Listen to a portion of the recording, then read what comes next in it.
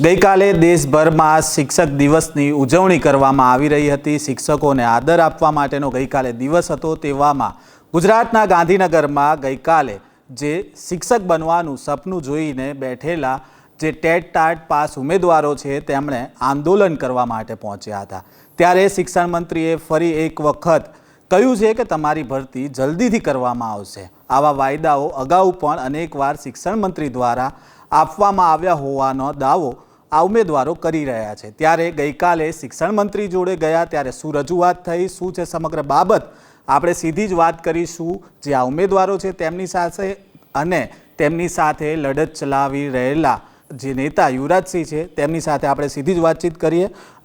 બાબુ, ગઈકાલે તમે ગાંધીનગરમાં ગયા, શિક્ષક દિવસ હતો, શિક્ષકોને આદર આપવાનો દિવસ હતો અને તે જ દિવસે ધરણા કરવા પડે, આંદોલન કરવા પડે, કેટલું વ્યાજબી? જોવા જઈએ ને તો શિક્ષક દિવસના દિવસે શિક્ષકોની અટકાયત કરવી એ કેટલું વ્યાજબી છે?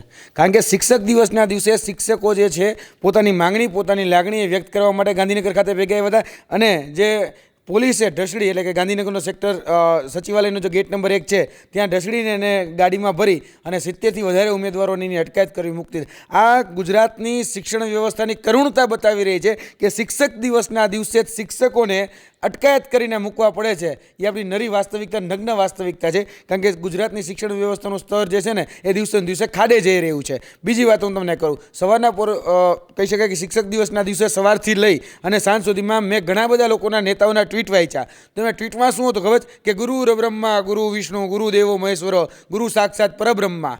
પછી લખતા હતા કે શિક્ષક કભી સાધારણ નહીં હોતા, પ્રલય નિર્માણ ઉસકી ગોદ મેં પલતે। આ બધી વાતો કરતા હતા। એટલે સુફિયાણી વાતો એને હંમેશા સોશિયલ મીડિયામાં અથવા તો પોતાના કહી શકાય કે અલગ અલગ જે માધ્યમો છે એમાં જ મૂકતા આવડે છે। ખરેખર ધરાતલ ઉપર વાસ્તવિકતા શું છે એ પણ એને સમજવી જોઈએ। કારણ કે શિક્ષક દિવસના દિવસે શિક્ષકોને આંદોલન કરવું પડે અને એની અટકાયત કરવી પડે ને એ ગુજરાતની નગ્ન વાસ્તવિકતા, રિયલિટી ઓફ ગુજરાત મોડલ, જે એજ્યુકેશન મોડલ છે ને એ અહીંયા એનું ચીરહરણ થઈ રહ્યું છે। એટલે શિક્ષકો જે છે પોતાની માંગણી રાખી રહ્યા હતા કે કાયમી શિક્ષકોની ભરતીની તમે જે જાહેરાત કરી હતી, પહેલાં આદરણીય કુબેરભાઈ ડિંડોર દ્વારા એવું કહેવામાં આવ્યું હતું કે દર 15 જૂને અમે તો શિક્ષકોની ભરતી કરીએ છીએ। 15 જૂન જતી રહી, ઉમેદવારોએ 18 જૂને આંદોલન કર્યું। 18 જૂને આંદોલન કર્યું એટલે ગાજર દેખાડવામાં આવ્યું કે ભાઈ એક કેલેન્ડર આપી દીધું, 1 ઓગસ્ટ, 1 સપ્ટેમ્બર, 1 ઓક્ટોબર, 1 નવેમ્બર ને 1 ડિસેમ્બર, એમાં તમારી ભરતીઓ કરવામાં આવશે। 1 સપ્ટેમ્બર જતી રહી, જેમાં ટાટ હાયર સેકન્ડરીના જે શિક્ષકો છે 4000 એની ભરતી કરવાની વાત હતી। હવે તમે વિચારો, ટાટ HSના જે ઉમેદવારોની જે ભરતી કરવાની વાત હતી તો ભરતી ન આવી, ના છૂટકે કશો જ કાંઈ વિકલ્પ ન રહેતા, કારણ કે કોઈ જવાબ આપતું જ નહોતું। તો 5 તારીખે મજબૂર વશ તેને ગાંધીનગરમાં પરાંગણમાં ફરીથી સરકારને યાદ કરાવવું પડ્યું કે ભાઈ તમે જે વાયદા વચનો કર્યા તેનું શું? તમે જે સુફિયાણી વાતો જે સ્ટેટસમાં લખો છો કે તમારે વિશ્વગુરુ બનવું છે અને આપણા પ્રધાનમંત્રી આપણે વિશ્વગુરુ બનાવશે, પરંતુ તમારી શાળામાં શિક્ષક નથી। તમે એવું કહો છો કે એક માતા જેટલું સ્તર આપણા માસ્તરનું અને આપણા શિક્ષકનું હોય છે, પણ મા જેટલું સ્તરની તમે જેની વાત કરો છો ને એને તમે ઢસડી રહ્યા છો। આ તમારું ચિત્ર અને તમારું ચારિત્ર એ બંને દેખાડે છે। કારણ કે ગુજરાતનું આ ચિત્ર અને ચારિત્ર આખા નાગરિકજનોએ આ જોયું છે। કારણ કે ગુજરાતની નરી વાસ્તવિકતા એ જ છે કે ગુજરાતમાં જે પણ લોકો પોતાની માંગણી, પોતાની લાગણી વ્યક્ત કરવા જાય ને એને પોતાનો હકનો રોટલો એ ક્યારેય મળતો નથી। ગતરોજ પણ એક નવો વાયદો, નવું ગાજર એ લટકાવવામાં આવ્યું છે। કહેવામાં આવ્યું છે કે 15-20 દિવસની વાર લાગશે। ઉમેદવારોએ પૂછ્યું શા માટે ભાઈ વાર લાગશે? તો કે ભાઈ બઢતી, બદલી અને અમુક લોકો નિવૃત્ત થઈ રહ્યા છે એટલે આમાં વાર લાગે। કે નિવૃત્ત થવી એક રૂટીન પ્રોસેસ છે કે ઓગસ્ટ મહિનામાં સૌથી વધારે લોકો નિવૃત્ત થાય, આ પ્રકારની વાત એના દ્વારા કરવામાં આવી। હવે સાહેબ, આજથી 3.5 મહિના પહેલાં તમે લોકોએ એટલે કે શિક્ષણ મંત્રીએ, એની સાથે પ્રવક્તા મંત્રીએ અને એની સાથે ગુજરાતના મુખ્યમંત્રીએ જ્યારે જાહેરાત કરી 3.5 મહિના પહેલાં કે અમે 24,700 શિક્ષકોની ભરતી કરીશું, તો ત્યારે તમારી અકલ ક્યાં ઘાસ ચારવા ગઈ હતી? ત્યારે તમે એવું નહોતો વિચારતા કે ભાઈ બદલી કરવાની હોય કે આપણે બઢતી કરવાની હોય કે અથવા તો કહી શકાય કે જે નિવૃત્ત થાય એનો આંકડો આપણે લેવાનો હોય? સાહેબ, માણસ નોકરી ઉપર લાગે ને એટલે પહેલો દિવસ હોય ને તેને ખબર હોય કે મારો છેલ્લો દિવસ કયો હોવાનો છે। કારણ કે એની ઉંમરના જે વયમર્યાદા છે ને એ ફિક્સ 58 વર્ષે, 60 વર્ષે જે પણ નોકરિયાત છે, કર્મચારી છે એ નિવૃત્ત થવાનો જ છે। તો તમારું ફિક્સ છે। તો આ કઈ રીતે પછી આવ્યું? આ તો કેવું છે ખબર? ગામડાઓમાં આપણે જોતા હોઈએ છીએ કે પહેલાં રોડ બનાવી દેવાનો ડામરનો, એ રોડ બની જાય પછી અચાનક જ યાદ આવે કે આપણે ગટર લાઈન નાખતા તો ભૂલી ગયા, એટલે ફરીથી રોડ ખોદવાનો, ગટર લાઈન નાખવાની.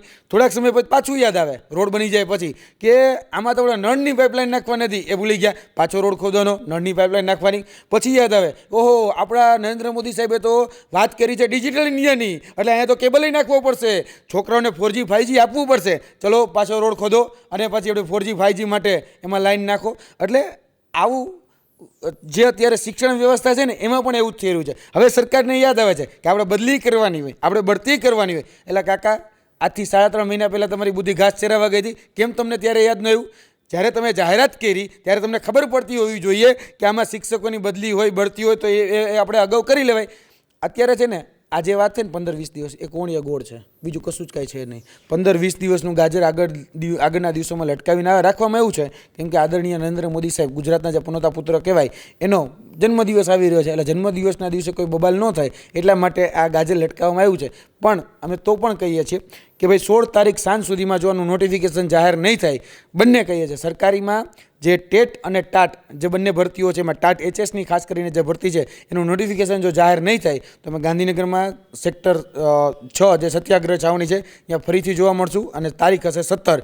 એમાં અમે આખા ગુજરાતમાં એક નવો દિવસ ઉજવવા જઈ રહ્યા છીએ કે નેશનલ બેરોજગાર દિવસ, બરાબર, રાષ્ટ્રીય બેરોજગાર દિવસ અમે ઉજવવા જઈ રહ્યા છીએ. અને આ 17 સપ્ટેમ્બરે તમે જોઈ લેજો ઓછામાં ઓછી અમે 100 કે અથવા તો 2 લાખથી વધારે આમાં ટ્વીટ કરીશું. 100 એટલે કે 1 લાખ તો ટ્વીટ કરીશું, એનાથી વધારે એમાં થાય એટલી ટ્વીટ કરીશું કે ગુજરાતના જેટલા પણ બેરોજગારો છે એને સાંકળી અને અમે આગળ રચનાત્મક કાર્યક્રમો આપીશું. જી બિલકુલ, અહીંયા બીજા મહિલા ઉમેદવારો પણ છે, તેમની સાથે વાત કરીશું. દર વખતે જ્યારે ગાંધીનગર આવવાનું થાય કઈ પ્રકારની તકલીફો થાય છે, ઘરેથી કેવા સવાલો થાય છે તમને?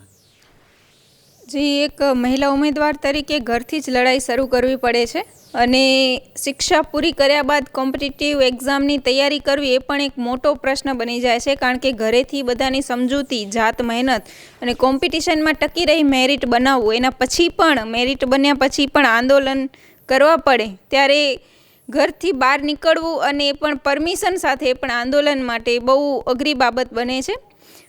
ગઈકાલે શિક્ષક દિન હતો અને શિક્ષક એટલે કે શિસ્ત, શિષ્ટાચાર અને સંયમનો સમન્વય. બટ છેલ્લા 1.5 વર્ષથી આંદોલન કરીને આટલા સંઘર્ષમાં એવું હવે જણાઈ રહ્યું છે કે ક્યાંક ને ક્યાંક અમે ભાવિ શિક્ષકો છીએ, બટ સંયમ અમને ન છૂટકે ગુમાવવું પડે છે. કહેવાય છે કે ધીરજના ફળ મીઠા, બટ હવે ધીરજની પણ અમારી ધીરજ ખૂટી ગઈ છે. 6 વર્ષ પછી જ્યારે પરીક્ષા લેવાતી હોય, પરીક્ષા લઈને પણ ભરતી માટે આંદોલન કરવા પડતા હોય, આંદોલન કરીને પણ તારીખ જાહેર કરીને પણ પોતાને જે જાહેર કરેલી તારીખ છે સરકાર એના ઉપર પણ નથી ટકી શકતા, તો હવે વિશ્વાસ કોની ઉપર કરવો? નરેન્દ્ર મોદીજી જ્યારે અહીંયા મુખ્યમંત્રી હતા ત્યારે એમને જે કન્યા કેળવણી યોજના શરૂ કરી એનું જ પરિણામ છે કે અત્યારે ગુજરાતની કન્યાઓ આટલી સક્ષમ બની છે કે હરેક ક્ષેત્રમાં હરણફાળ ભરી રહી છે. તો મોદીજી જ્યારે તમે અહીંયા હતા આ એનો પાયો છે, બટ તમારી આગામી સરકાર અત્યારે આગળ વધેલી કન્યાઓ એ પોતાનો હક માંગી રહી છે, તો હવે કેટલા ટાઈમ સુધી આ સરકાર અમને અમારા હકથી વંચિત રાખશે? જી બિલકુલ, અહીંયા બીજા પણ મહિલા ઉમેદવાર છે. તમને ક્યારે એવું થયું કે તમે જે શિક્ષક બનવાનું સપનું જોયું હતું તે તમારો ખોટો નિર્ણય હતો? કારણ કે વારંવાર રજૂઆત, વારંવાર આંદોલન. સ્વપ્નું નાનપણથી જોયું છે કે શિક્ષક બનીશ અને પછી 12th પછી એ જે મારું જે પણ ક્વોલિફિકેશન હતું એ લીધું, BEd કર્યું અને પછી હજુ સ્વપ્નું મારું એ જ રહ્યું છે કે કોઈક વાર એવું થાય કે શું પરીક્ષા માટે પણ ઘણી રાહ જોઈ, પરીક્ષા આવી, ટાટ પાસ કરી અને પછી હવે ભરતી માટે આટલો વિલંબ, તો એવું થાય છે ઘણીવાર. પણ સ્વપ્નું છે ને એ પૂરું કરીને રહેવું છે, ગમે તે થાય. માર્ક્સ આવ્યા, મેરિટમાં આવ્યા અને અમે અમારો પ્રયત્ન ચાલુ રાખીશું. આટલી પરીક્ષા પાસ કરી છે ને તો આંદોલનની જે કસોટી છે ને એમાં પણ ખરા ઉતરશું. અને ગઈકાલે અમે જે ગયા હતા તો એ આપણા જે મુખ્યમંત્રી અને શિક્ષણ મંત્રી છે ને એ દર વખતે વાયદો કરે છે, તો એ ભૂલી ગયા હતા ને તો યાદ કરાવવા ગયા હતા અને અમે સતત એમને ભૂલવા તો નહીં જ દઈએ અને સતત યાદ કરાવશું ને અમારું એ જે શિક્ષક બનવાનું સ્વપ્ન છે ને એ અમે પૂરું કરીને રહીશું. જી બિલકુલ, જે પ્રકારે અહીંયા ઉમેદવાર છે તેમનું કહેવું છે કે જે મંત્રીઓ તેમને જે બોલીને ફરી જાય છે અને તેમને યાદ કરાવવા માટે તેઓ વારંવાર ગાંધીનગર જશે અને જેટલી વાર તેમણે વાયદાઓ આપશે તે વાયદાને યાદ કરાવવા માટે તેઓ ગાંધીનગર જશે. હવે જોવાનું રહ્યું કે આ જે કાયમી શિક્ષકની ભરતી છે તે ક્યારે થાય છે, સરકાર ક્યારે જાગે છે અને ક્યારે નોટિફિકેશન બહાર પડે છે. આ જ પ્રકારના સમાચાર સાથે ફરી મળીશું. ત્યાં સુધી નવજીવન ન્યૂઝ સાથે જોડાયેલા રહો. વૈષ્ણવજન તો તેને કહીએ જે પીડ પરા